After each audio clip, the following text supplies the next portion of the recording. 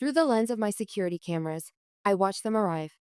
20 people, my parents, siblings, their children, and relatives I barely know, pile out of cars with luggage, presents, and ski equipment. My doorbell rings. I don't move. It rings again, longer this time. Then comes the pounding on my door. Megan, we know you're in there. Open up. My father's voice, authoritative as always. My phone buzzes. Dad calling. I answer with a steady voice I didn't know I possessed. No, I say simply. I told you repeatedly I wasn't hosting Christmas. You chose not to listen. I hang up and mute my phone, my heart pounding so hard I can feel it in my fingertips. 3 years of built-up frustration, thousands of dollars spent, countless hours of sleep lost, all leading to this moment of reckoning. The security monitor shows my mother gesturing wildly, clearly ranting about my behavior. My sister Rachel is consoling her crying children. My brother Dave is still pounding on my door. And then, I see something that makes me grab my phone immediately. The kids are making snowballs and throwing them at my windows. How did it come to this? When did I become the family villain? The answer stretches back 3 years, to a decision I've regretted ever since. Flashback. 3 years ago. A house near ski slopes? That's perfect. You should host Christmas this year, my mother said, clapping her hands together as if she just solved a major problem. Her eyes lit up with an excitement that made my stomach tighten. I fidgeted with my coffee mug. I don't know. It's not that big, and I'm not really set up for entertaining. Nonsense, Dad chimed in. It'll be good for you to have some company. You spend too much time alone with your computer. I should have said no firmly then. But growing up as the middle child, sandwiched between Dave, the athletic star, and Rachel, the social butterfly, I'd learned to keep the peace, to fade into the background. I was the quiet one, the odd one out who chose computers over conversation, code over company. After thinking about it for a few weeks, I reluctantly agreed. Just one time, I told myself. One Christmas. As the holiday approached, I worked extra hours to get ahead on my projects. December is actually my busiest season as an app developer. Everyone wants their new apps ready for the holiday rush of phone gifts and downloads. The closer Christmas got, the more I realized I wouldn't have time to cook the massive spread my mother would expect. The day before everyone was due to arrive, I called the best local restaurant and ordered their complete holiday package. Turkey, ham, sides, desserts, the works. It cost a fortune, but I figured it was worth it to avoid the stress of cooking while finishing my work. First Christmas, the arrival. When my family pulled up to my house, it was like watching a clown car unpack. Bags, presents, ski equipment, and noisy kids poured out. My mother rushed over and hugged me tightly. Oh, Megan, this place is gorgeous. I can't believe you live here all by yourself. I smiled, already feeling the introvert alarms blaring in my head. Thanks, Mom. Let me show you around. The tour took about 5 minutes. It wasn't a mansion, just a modest 3-bedroom place. I converted one bedroom into my office, which meant most of my family would be sleeping on air mattresses and pull-out couches. Where's the Christmas dinner? Mom asked, peering into my kitchen. Don't tell me you haven't started cooking yet. Actually, I ordered everything from Pine Valley Restaurant. They're delivering it tomorrow morning, I explained. My mother's face fell so dramatically you'd think I'd just canceled Christmas altogether. Restaurant food for Christmas? I've been swamped with work. I didn't have time to. A good hostess would have made time, she interrupted, her lips pursed. When I hosted Christmas, I started preparing days ahead. I bit my tongue. Mom had been a kindergarten teacher before retiring. Her work had set hours and summers off. My projects had deadlines that didn't care about holidays. But she'd never understood my career, always treating it like some kind of hobby rather than an actual job. I later learned from Dad that Mom had grown up in a family where women's worth was measured by their domestic skills. Her own mother had been ruthlessly critical of any meal that wasn't homemade, any house that wasn't spotless. Mom was simply passing down what she knew. Flashback. Gift exchange. Christmas dinner actually went better than expected. Despite my mother's disapproval, everyone seemed to enjoy the restaurant food.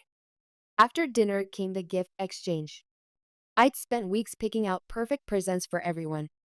The latest gaming system for Dave, a designer purse for Lisa, artwork for Rachel and Mark, toys for the kids, and a weekend getaway package for my parents. In return, I received a scarf from Rachel, socks from Dave and Lisa, and a coffee mug from my parents that said, "World's Best Aunt." We all pitched in together, Mom explained. We thought it would be more meaningful that way. I smiled and thanked them, even though I knew the combined cost of their gifts was probably less than what I'd spent on any one of them. But that wasn't the point of Christmas, I reminded myself. Still, I couldn't help but wonder if they saw me as less valuable somehow. The unmarried sister, the childless aunt, the career woman. Growing up, Dave was praised for his athletic achievements, Rachel for her popularity, and later her children. What was I praised for? Being a good aunt, a supporting character in their lives. Second Christmas, the unexpected arrival. A year passed quickly. My work kept me busy, and I was grateful for the peace and quiet of my house. Mom and Dad would call occasionally, usually on holidays or my birthday, but they never mentioned Christmas again, which gave me hope that maybe they'd forgotten about making it a tradition. That hope was shattered exactly 2 weeks before Christmas when my phone rang with Mom's extra cheerful voice announcing they were all coming back to my place for Christmas. My stomach dropped immediately. I spent the next few days weighing my options, but ultimately did what I always did. I started preparing for their arrival. What I wasn't prepared for was the text I received a full week before I was expecting them. "We just left. Should be at your place by dinner." Surprise, I nearly dropped my coffee mug. I called my mother immediately. "Mom, I thought you were coming on the 23rd. Oh, the kids got out of school earlier than expected, and we all managed to get more time off work. Isn't that wonderful?" My deadline-sensitive project, my carefully planned work schedule, none of that registered with her. It never had. 7 hours later, my driveway was once again filled with cars and my house with noise. Mom burst through the door first, giving me a quick hug before immediately complaining that I hadn't decorated yet. "I was planning to do it this weekend," I explained.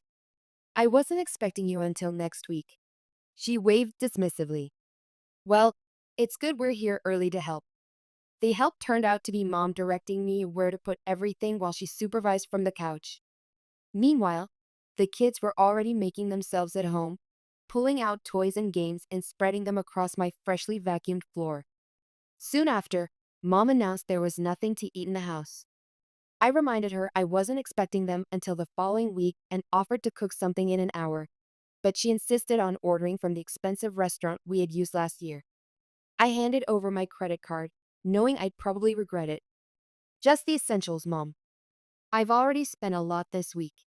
She patted my cheek like I was still 12 years old. "Don't worry about money during the holidays, dear. Family is what matters." 2 hours later, she returned with bags of prepared meals from the gourmet section of the grocery store, 3 expensive bottles of wine, and a receipt that made me wince. The breaking point. That evening, as everyone relaxed in the living room, I found myself cleaning the kitchen alone. The sink was piled high with dishes and the counters were covered in food spills. I'd been at it for nearly an hour when Rachel walked in to get another glass of wine. "This place is a mess," she commented, looking around. "Yeah," I agreed, hoping she'd take the hint and offer to help. Instead, she filled her glass and said, "Mom's asking if there's any of that chocolate cake left from yesterday." I dried my hands on a towel and turned to face her. "Rachel, would you mind helping me with these dishes? There's a lot, and I've been cleaning up after everyone all week." She looked genuinely surprised. "Seriously? I'm on vacation, Megan, and the kids are finally settled watching a movie." "I'm on vacation too," I pointed out. "Or at least I'm supposed to be. But I've been working and cleaning and paying for everything." She rolled her eyes. "It's your house. You can't expect guests to clean." "I can expect family to pitch in," I countered, "especially when they invited themselves." Rachel's face hardened. "I'll go get Mom." Minutes later, both Mom and Rachel returned to the kitchen with indignant expressions. Mom took Rachel's side, stating firmly that they wouldn't clean during their vacation and suggesting that if I didn't want to host, I shouldn't have invited them. "I didn't invite you," I said quietly. You invited yourselves. But they were already turning away, discussing whether there was enough cake for everyone. The final straw on New Year's Day, I was counting down the hours until everyone would leave. But at dinner, Dad announced that they'd all been having such a great time that they had arranged to take more time off and would be staying for another 2 weeks. I was stunned. But I have work deadlines, I explained. This wasn't the plan. You can do your little phone games anytime, Mom dismissed with a wave. Family is more important. The 2 additional weeks they stayed were absolute hell. One evening, I worked frantically in my office only to be interrupted by my nephew Tommy and niece Emma. Can we play a game? Tommy asked, already reaching for my mouse. No, I said sharply, jumping up from my chair. This is my work computer. It has important files on it. But we're bored, Emma whined. After sending them away, Rachel confronted me, kids in tow. They said you yelled at them. After I explained about my work computer, she rolled her eyes. You're being dramatic. They just wanted to play a game. Then set them up with a game in the living room, I suggested, or watch them yourself instead of sending them to bother me while I'm working. Her face hardened. You know, Megan, this is why you're alone. You have no idea what it's like to be a parent. We don't get to just lock ourselves away when things get inconvenient. No, you just dump your kids on other people and call it a vacation. I snapped back. Back to present the confrontation. I watch on the security camera as my neighbor, Mr. Peterson, approaches my family. After a brief conversation, he calls me. Megan, your family says you've locked them out. Is everything okay? Yes, Mr. Peterson. I repeatedly told them not to come, but they showed up anyway. I'm not letting them in, I see, he says slowly. Well, they're causing quite a disturbance. If they don't quiet down or leave soon, I'm afraid I'll have to call the police. When I hang up, I turn up the volume on my security system. I can hear Mr. Peterson relaying our conversation to my family. This is private property, he explains. If Megan doesn't want to let you in, that's her right, and you're disturbing the neighborhood. I suggest you all find somewhere else to go before the police get involved. The looks of disbelief on my family's faces are almost comical. They'd never imagined their plan could fail so completely. After a heated discussion among themselves, they finally start packing back into their cars. Epilogue. Christmas Day. The fallout is swift and dramatic. Rachel posts a tearful video about how I abandoned my family at Christmas and left children out in the cold. My social media floods with angry comments from relatives and even some old school friends. I don't respond to any of it. They'd never bothered to listen to me before. So why would they start now? Instead, I invite a few close friends over for Christmas dinner. We cook together, exchange modest gifts, play board games, and don't once mention my family drama. It's the most peaceful, enjoyable Christmas I've had in years. In the months that follow, my phone remains silent. No calls from Mom on my birthday, no texts from my siblings about their kids' activities, no invitations to family gatherings. I'm officially the black sheep, the cruel daughter who turned her back on family tradition. And honestly, it's exactly what I wanted. My house is mine again. My time is mine again. My life is mine again. As I sit by my window watching the snow fall, I realize that sometimes the most difficult boundaries to set are with the people who should respect them the most. Maybe someday they'll understand that true family respects boundaries and doesn't treat one member like a free hotel service. But even if that day never comes, I'm okay with it. I finally stood up for myself, and that's worth more than any family approval. Aunt Jillian. The small voice cracking through my phone sent ice down my spine. We're at the Westfield Mall, at the food court. Mom said to call you. I gripped my phone tighter, the spreadsheets on my laptop blurring before my eyes. Where's your mom, Ethan? She said she had to go do something with Ryan. She told us to call you to come get us. My hands began to shake. She left you alone at the mall?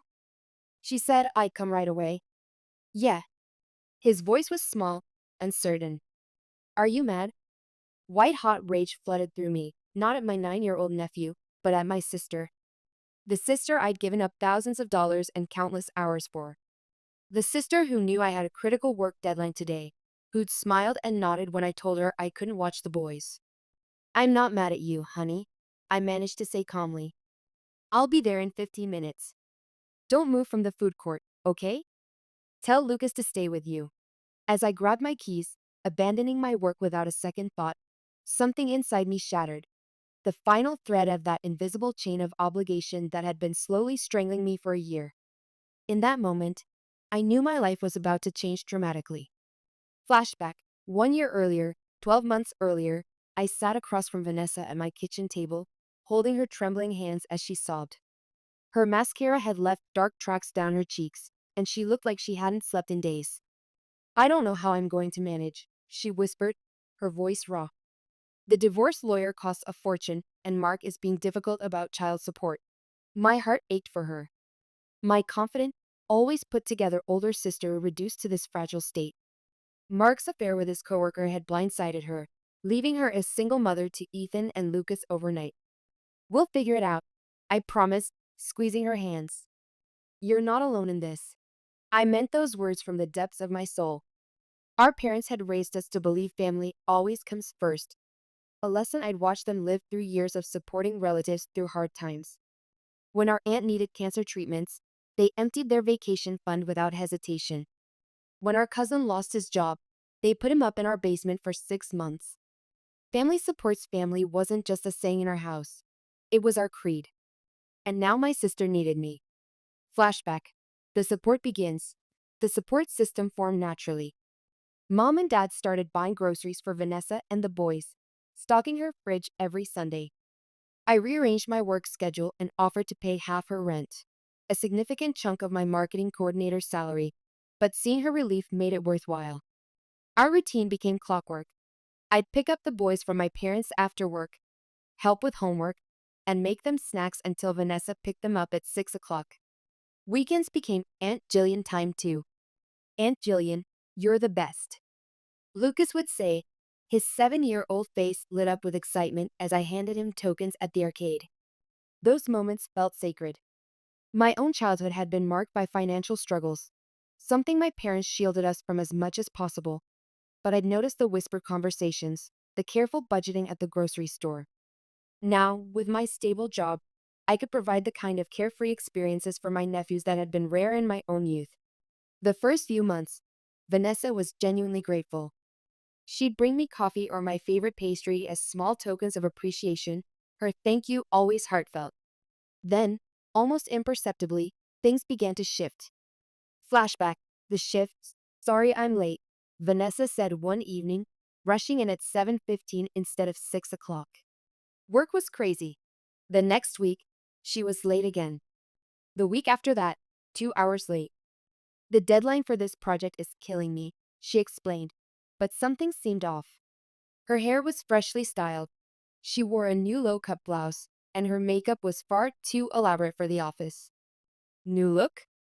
I asked casually. "Just trying to feel good about myself again," she replied with a shrug. After Mark, my confidence took a hit. I understood that. What woman wouldn't want to feel attractive again after their husband's betrayal? Mark, I'd later learned, had systematically undermined Vanessa's confidence throughout their marriage. Little comments about her weight after the boys were born, subtle comparisons to younger women. The affair was just the final blow to her self-image.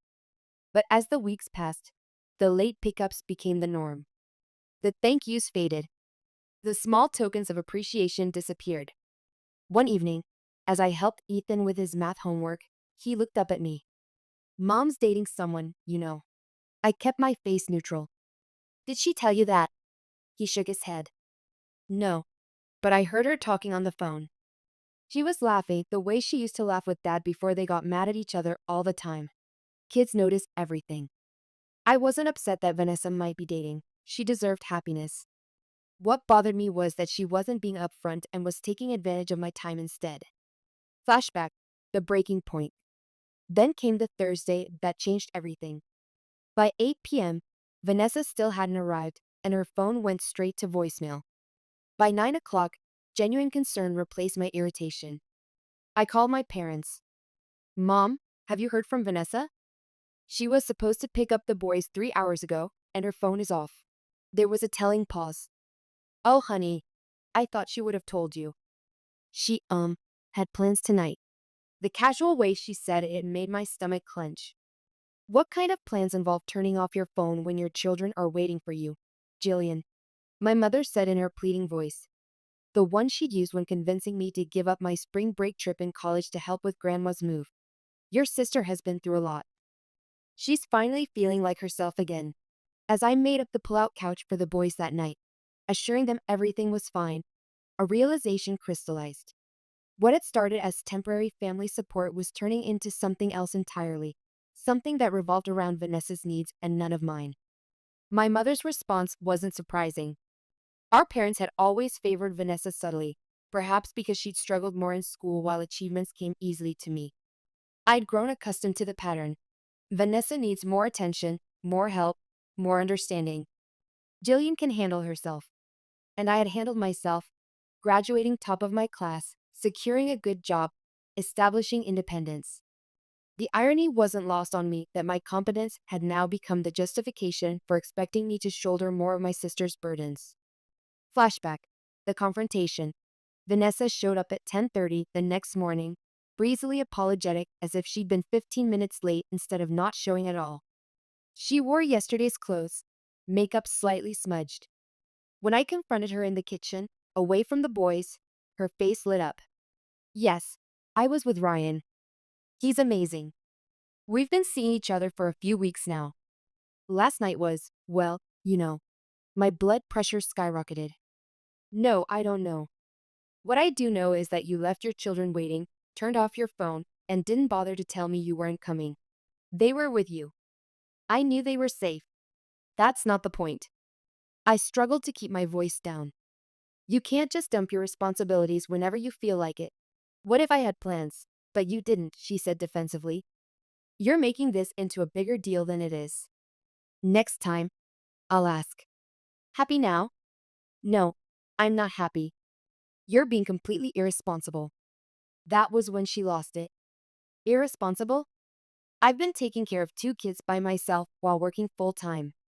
You have no idea what that's like. You, with your perfect little life and your freedom to do whatever you want. My perfect little life? I shot back. The one where I'm paying half your rent and spending every evening and weekend taking care of your kids? No one asked you to do that. She shouted, loud enough that the boys definitely heard. Ethan appeared in the doorway, Lucas right behind him, both looking worried. Vanessa immediately switched gears, her expression softening. Get your things, boys. We're leaving.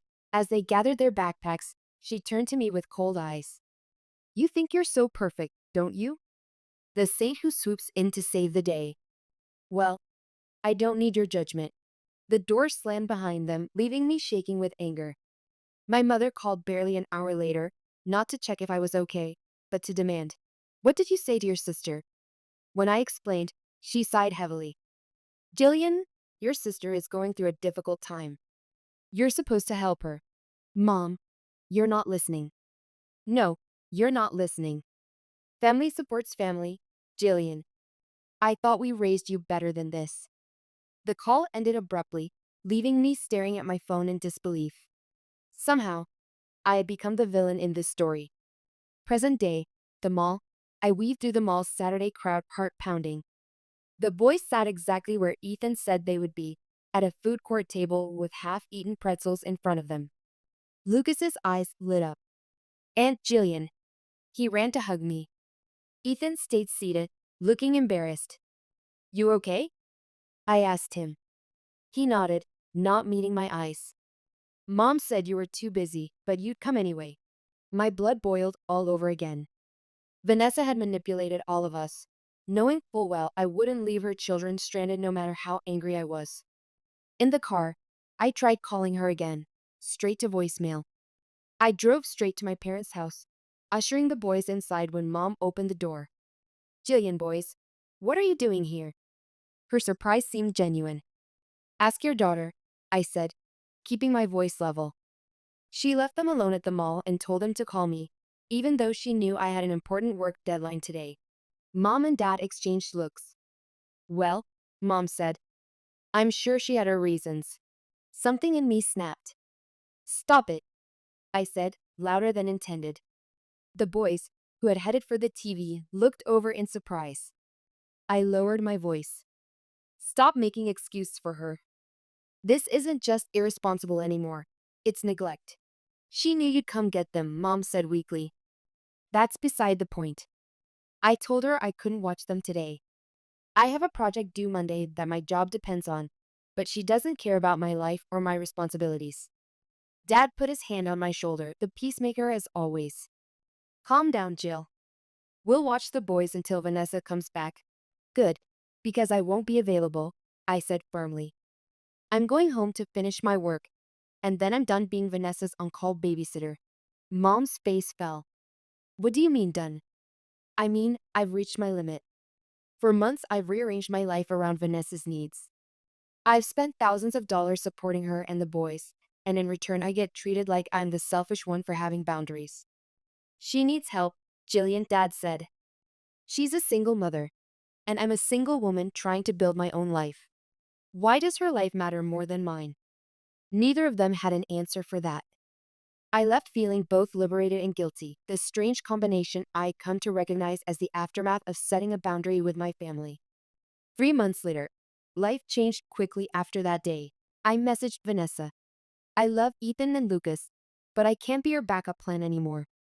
I won't be available to watch them until you start respecting my time and boundaries. The following weeks were strange. For the first time in a year, my evenings and weekends were my own. I'd forgotten what freedom felt like.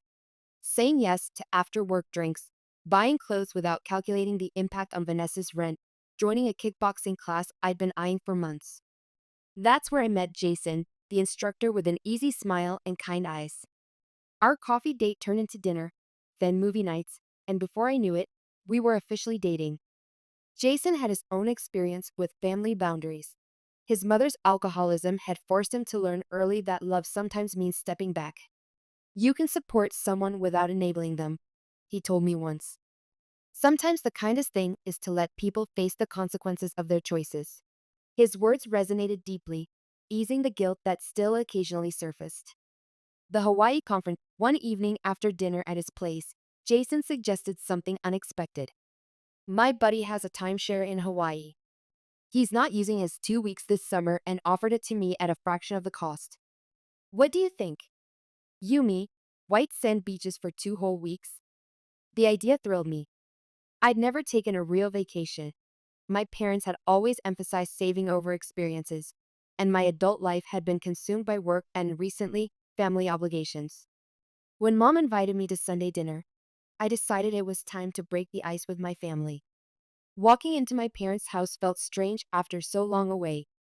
Familiar smells of Mom's cooking, the boys playing in the backyard, family photos lining the hallway that chronicled our lives, but somehow skipped over many of my achievements. Vanessa barely acknowledged me, but the boys were ecstatic. During dessert, I shared my news. I've been seeing someone for a few months now. His name is Jason. Actually, we're going on vacation together to Hawaii for 2 weeks in June. The table went silent. Then Vanessa perked up, suddenly interested. Hawaii? That sounds perfect. The boys have summer break then, and I have vacation time saved up. I stared at her, confused. What? She turned to her sons with a bright smile. Did you hear that? Aunt Jillian is taking us all to Hawaii. Really? Lucas exclaimed, bouncing in his seat. We're going to Hawaii? No, I said firmly. I'm going to Hawaii with Jason. It's a couple's trip. Vanessa's smile didn't falter. Don't be silly. There's room for all of us. You'll pay for our tickets too, right? After all, you haven't helped out in months. I looked at my parents, expecting them to intervene, but they were nodding along as if this made perfect sense. My father, who'd always preached about saving every penny, now apparently thought nothing of me financing a Hawaiian vacation for 5 people. Something inside me snapped. Not in anger this time, but in clarity. I realized that nothing I could ever do would be enough. There would always be another need, another expectation, another boundary to cross. No, I said, standing up. You and the boys are not coming to Hawaii with us. This is a romantic vacation with my boyfriend, not a family trip. Mom cleared her throat. Jillian, don't you think you're being a bit selfish? It would mean so much to the boys. That word again, selfish. The weapon they'd wielded against me whenever I didn't sacrifice enough. Selfish? I laughed, but there was no humor in it. Let me tell you what's selfish. Expecting me to pay for half your rent for a year. I looked at Vanessa. Dropping your kids off whenever you want without asking, abandoning them at a mall when I specifically said I was busy. That was one time. Vanessa started. One time is enough. I counted. And now you think you're entitled to crash my vacation? A vacation I'm planning with the man I love? Dad raised his hands in a placating gesture. Let's all calm down. I am calm, Dad, I said evenly. I'm just done being taken advantage of. For the past year, I put my life on hold to help Vanessa. I've spent thousands of dollars, countless hours, and what do I get in return? Being called selfish for wanting 2 weeks to myself? We're family, Mom said, as if that explained everything. I took a deep breath. Yes, we are. And family should respect each other's boundaries. Families shouldn't guilt each other into sacrificing their own happiness. I turned to my nephews, softening my voice. I'm sorry, boys. I know you're disappointed, but this trip is for grown-ups only. Maybe we can do something special together another time. Lucas had tears in his eyes. Ethan just looked uncomfortable, old enough to understand more of what was happening. I'm going now, I told my parents. When you're ready to respect my decisions and my life, we can talk. As I drove home, my phone blew up with messages from Vanessa. The boys are crying because of you. Family is supposed to help each other. I can't believe you're being so heartless. I turned my phone off, refusing to be manipulated further. The resolution. Hawaii was everything we dreamed of and more. Crystal clear waters, stunning sunsets, and 2 blissful weeks with no responsibilities. On our last night, Jason proposed on a moonlit beach, and I said yes without hesitation. When we returned, he suggested moving in together. My lease is up next month anyway, and I'd rather put that money toward our future together. I posted a photo of my engagement ring on social media without thinking much about it. The next day, my mother called. Jillian, I saw your post. Congratulations, sweetheart. Her voice sounded different, warmer, more humble. Thanks, Mom, I said cautiously. Your father and I have been talking, she continued. We owe you an apology. We've been so focused on helping Vanessa that we didn't consider how it was affecting you. I hadn't expected this. She explained that after I left, Ethan had surprised everyone by speaking up. He told us how you always listened to him, how you never missed his school presentations even when his mom sometimes did. He said it wasn't fair how we treated you. Sometimes it takes a child's honesty to make adults see clearly. We'd love for you and Jason to come over for dinner this weekend. Your sister and the boys will be here too. After discussing it with Jason, I agreed. This time, walking into my parents' house felt different. Mom hugged me tightly. Dad shook Jason's hand with genuine warmth. Vanessa was cordial, but not overly friendly. The boys were ecstatic. Aunt Jillian, we missed you so much, Lucas exclaimed, throwing his arms around my waist. During dinner, I noticed subtle changes. Mom and Dad made an effort to ask about my work, my interests, my plans, not just about Jason. They seemed to be seeing me as a person in my own right, not just as Vanessa's support system. Vanessa remained quiet for most of the meal, but didn't make any snide remarks. After dessert, Mom raised her glass. To Jillian and Jason, we couldn't be happier for you both.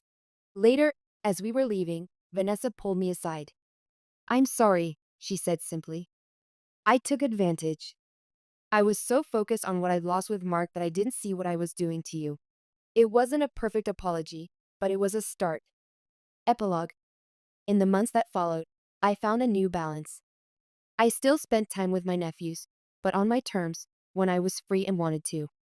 Jason and I set up our life together, planning our wedding. Vanessa gradually became more self-sufficient.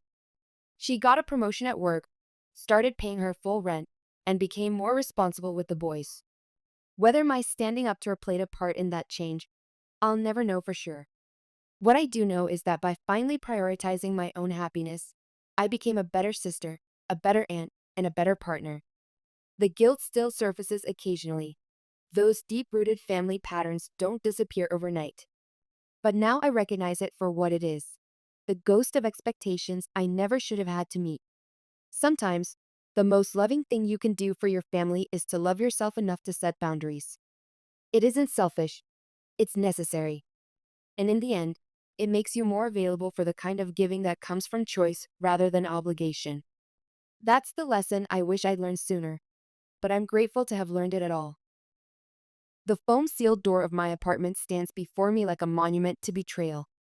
After a 3-day business trip to Sacramento, coming home to find my own front door deliberately sabotaged is the final straw in a month-long family war that I never asked for but am determined to finish. I run my fingers along the hardened yellow substance. My brother Tyler's handiwork, no doubt. The symbolism isn't lost on me. For years, I've kept my door open to my family, financially and emotionally. Now that I've closed it, they've responded by making sure I can't even enter my own space. Standing in this hallway at 8:30 p.m. on a Friday night, my suitcase at my feet, I realized something profound. Family isn't just who you're related to. Family is who treats you with respect. My name is Jasmine Mitchell, and I've just discovered that I have no family at all. Flashback, the family meeting. 2 weeks earlier, I'd sat at my parents' dining table, staring at my father in disbelief. That's it, Mom had said, her voice oddly defensive. The house and lake cottage will go to Tyler and Tiffany. You should understand, honey. You're doing so well financially, and the twins are still finding their way. The lasagna, my favorite that she'd prepared as a clear manipulation tactic, turned to ash in my mouth. I looked across the table at my 24-year-old siblings, both failing to hide their smug smiles. Just so we're clear, Tyler had said, leaning forward with unearned confidence. Everything goes to us. Everything. The house I'd been helping pay the mortgage on for 4 years. The cottage I'd spent $30,000 renovating just last summer. All of it, going to my perpetually finding themselves siblings. I've always known our parents treated us differently. When I was 12, I was doing my own laundry and learning about saving money. At that same age, the twins were still being tucked in at night. But I never imagined the disparity would be this blatant, this cruel. That's not relevant, Jasmine, Mom had snapped when I mentioned my financial contributions. Family helps family, you know that. The irony of her statement hit me like a physical blow. Yes, family helps family. I'd been helping them for years. I'd paid for both twins' college tuitions. I sent my parents $600 monthly for household expenses, on top of covering their $1,800 mortgage payment. That's $2,400 every month for 4 years, almost $115,000 of my hard-earned money. Dad had stood up abruptly when I pointed this out. I think you should leave, Jasmine. When you've calmed down and can discuss this rationally, we can talk again. Rationally. As if being upset about being used as an ATM for years and then discarded was somehow irrational. I remember driving home that night, memories flooding back of all the sacrifices I'd made. I recalled how in my early 20s, I'd postponed my own dreams to help my parents, believing we were a team. My friends traveled Europe while I sent checks home. I delayed buying my downtown Portland apartment for 2 years to help with the twins' expenses. All this time, I thought I was being responsible, being the good daughter. You're such an idiot, Jasmine, I'd muttered to myself that night as I kicked off my shoes in my entryway. Such a complete and utter fool. At home, the decision. That night after the family meeting, I grabbed a bottle of Cabernet I'd been saving for a special occasion. Well, discovering your family's true colors seemed special enough. I poured myself a generous glass and tried to make sense of what had just happened. Mom and Dad had never been great with money. Growing up, I watched them struggle with credit card debt, always spending just a little beyond their means to maintain the appearance of middle-class comfort. Dad worked as a sales manager at a furniture store, and Mom was an administrative assistant at a dentist's office. They weren't poor, but they weren't financially savvy either. I remember how proud they'd been when I got my business degree and landed a job at Bennett Construction. Our Jasmine is going places, they'd boast to friends and family. What they really meant, I now realized, was that their eldest daughter would become their security net. The twins came later, when mom was 41 and dad 43. A surprise blessing, they called it. From the beginning, Tyler and Tiffany were treated differently. Dad, approaching middle age and regretting his own career choices, swore his son would have all the opportunities I never had. Mom, who'd always wanted to be more than a receptionist, projected her unrealized dreams onto Tiffany, encouraging her pursuit of glamorous careers over practical ones. I'd noticed the disparity in treatment but rationalized it. They were just kids. They deserved the advantages I hadn't had. I was already established, already making my way in the world. I could help. But sitting there with my wine, staring at my banking app and the scheduled transfers, $1,800 to mom and dad mortgage and $600 to parents' expenses, I finally saw the truth. I wasn't helping. I was enabling. And they weren't grateful. They felt entitled. With a deep breath, I canceled both recurring payments. It was time for the rest of my family to grow up, even if my parents were in their 60s and the twins in their 20s. Then I turned off my phone, finished my wine, and went to bed. I woke the next morning feeling lighter than I had in years. For the first time, I didn't have to worry about setting aside a huge chunk of my paycheck for my parents. I could start saving aggressively for my own future. The confrontation. Exactly 14 days after the disastrous dinner, I received a text from my mother. Jasmine, don't forget the mortgage payment is due today. Also, we need the household money by Friday. The electric bill is higher this month. I stared at my phone in disbelief. Was she serious? After everything that had happened, she was still expecting me to send money, as if cutting me out of the will and insulting me to my face was just business as usual. My reply was simple. I won't be making any more payments for the mortgage or bills. I'm not going to financially support a house that you've made clear I have no stake in. Please make other arrangements. Within 15 minutes, my phone rang. Mom's name flashed on the screen. I took a deep breath, steeling myself before answering. How dare you? She shrieked, skipping any greeting. You can't just stop paying without warning. What are we supposed to do? The old Jasmine would have apologized. The old Jasmine would have found a way to help, despite the hurt. But I wasn't that person anymore. Hello to you too, Mom, I said, keeping my voice calm. And I'm giving you warning now. I won't be making any more payments. You can't do this to us. We're your parents. You have an obligation. I don't, actually, I interrupted.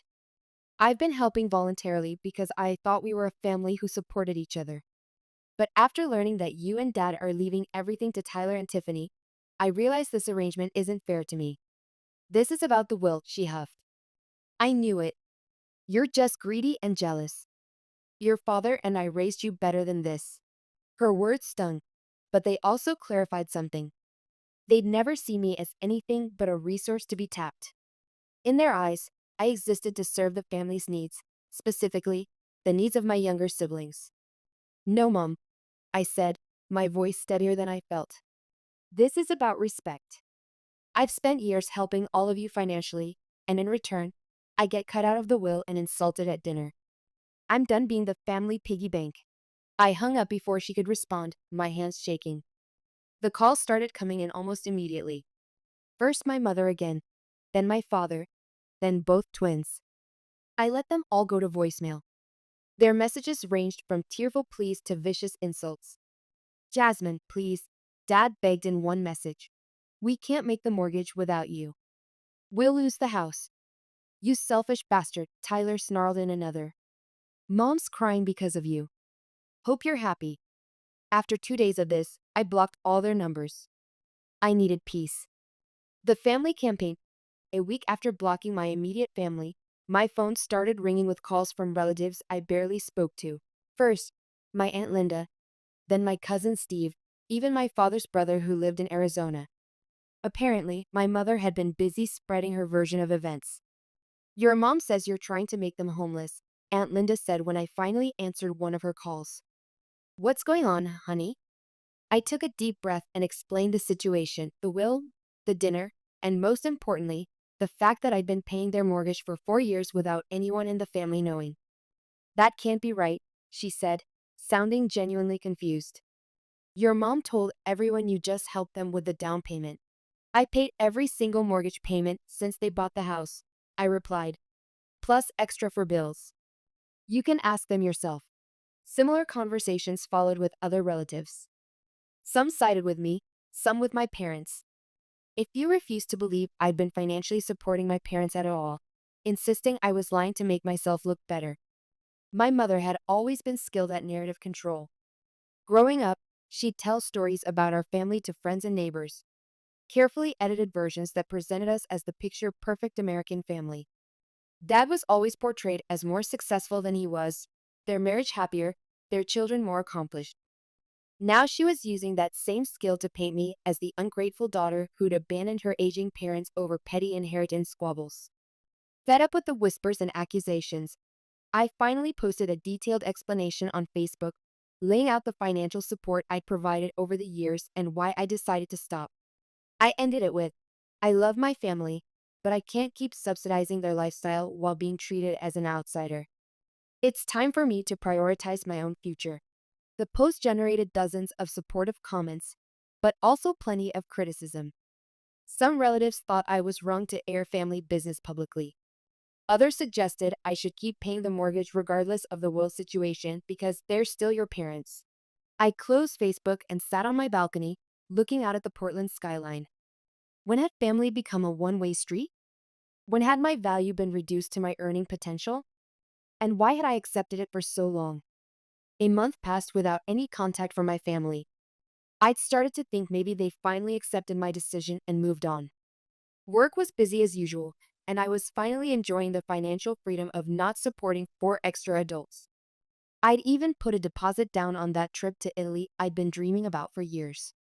The funny thing about growing up as the responsible one is that you get used to feeling guilty about prioritizing yourself. Every time I transferred money to my vacation fund instead of my parents' account, I felt a twinge of that old guilt. But it was getting easier. I was getting stronger. The sabotage present time. And now, here I am, staring at a door sealed shut with expanding foam. The locksmith sighs as he examines the damage. Someone really didn't want you getting in, he observes. This is going to be tricky. It takes him almost an hour to cut away enough of the foam to access the lock mechanism.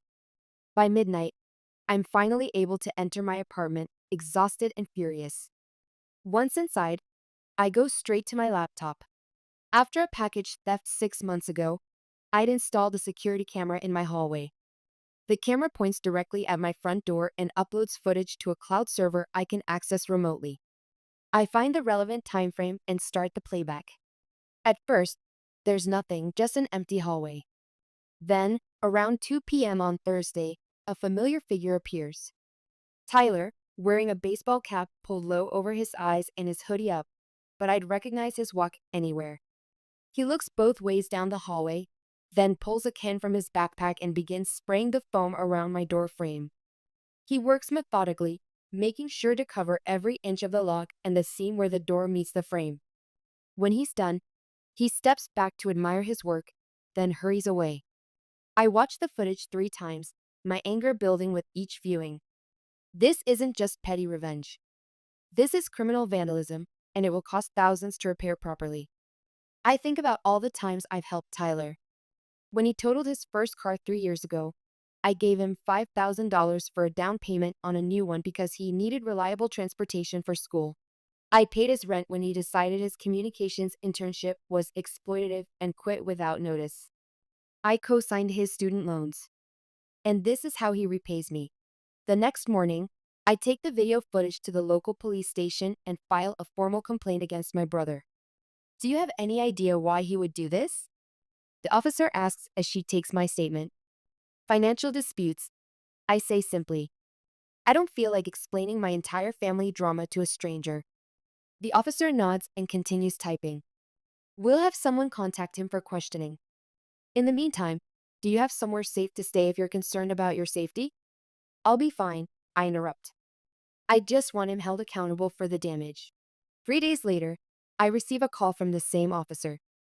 Miss, Mitchell, we brought your brother in for questioning. He initially denied everything, but when we showed him the video footage, he admitted to vandalizing your door. Good, I say, feeling a grim satisfaction. What happens now?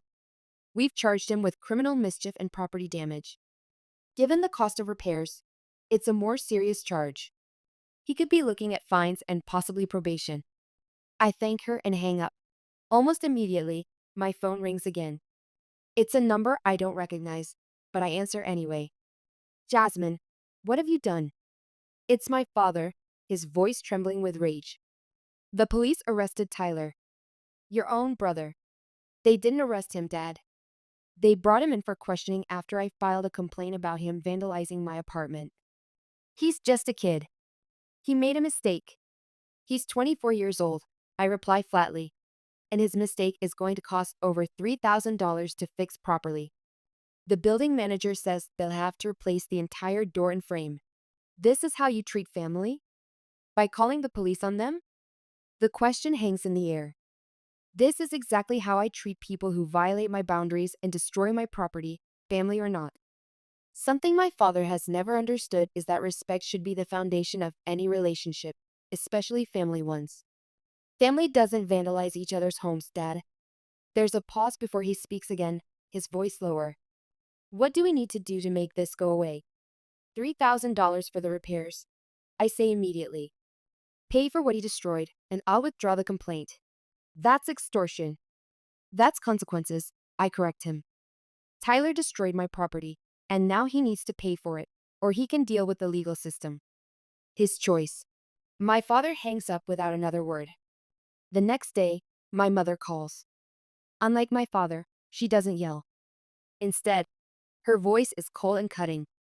I never thought you'd sink this low, she says, using the police to get revenge on your own family. It's not revenge, Mom. It's holding Tyler accountable for his actions. He was upset. We all are. You've left us struggling to make ends meet after we relied on your help for so long. The mortgage company is threatening foreclosure. I bite back a sarcastic response. I'm sorry you're having financial difficulties, but that doesn't give Tyler the right to vandalize my home. She's quiet for a moment. And if we pay, you'll drop the charges? Yes. Fine, she says tersely. We'll send you the money, but don't expect anything else from us ever again. I nearly laugh at the irony. That was already made perfectly clear at our family dinner, Mom. Epilogue, 6 months later. 2 days after my conversation with Mom, I received a bank transfer for exactly $3,000. I contacted the police and told them I didn't want to press charges anymore. The officers sounded disappointed but said she understood. Family situations can be complicated, she said sympathetically. You have no idea, I replied. With the money from my parents, I was able to get my door properly repaired. The building manager was understanding but suggested I might want to consider additional security measures. I upgraded my camera system and added a second lock, just to be safe. 6 months have passed since I last had any direct contact with my family. According to Aunt Linda, who still calls me every few weeks, my parents are struggling badly with their mortgage. They've depleted most of their retirement savings trying to keep up with the payments. Your mom's waitressing at that diner near their house, she told me during our last call. Morning shifts. And your dad's working at the hardware store 6 days a week now. They're barely making ends meet. She paused, and I knew what was coming next. The guilt trip. The suggestion that I should help them, just one more time. Instead, she surprised me. I'm proud of you, Jasmine. It couldn't have been easy to stand up to them like that. I felt my throat tighten. It wasn't. Your mother was the same way with me growing up, she continued. Always taking, never giving back. Some people are just wired that way. They don't see it as using people. They see it as their due. According to Aunt Linda, Tyler and Tiffany aren't helping their parents at all. Tyler picked up a retail job, but quit after 3 weeks because the manager was totally unreasonable about him showing up on time. Tiffany occasionally babysits for neighbors, but spends most of her days planning a lifestyle blog that never seems to launch. The worst part, Aunt Linda said, is that your parents still blame you for everything. Your mom tells anyone who'll listen that you abandoned them when they needed you most. I just smiled and changed the subject. I no longer care what they say about me. My life has never been better. I got promoted to senior director last month with a substantial raise. I took that trip to Italy and have another vacation planned to Japan in the spring. My apartment now has a proper home office where I can work in peace. I've made new friends through my hiking group, and I've been dating someone interesting for the past 2 months. Sometimes, when I'm standing on my balcony watching the sunset over the river, I think about my family and feel a pang of sadness for what could have been. But it passes quickly. For the first time in my adult life, my money is my own, my time is my own, my future is my own, and no amount of expanding foam can seal that away from me.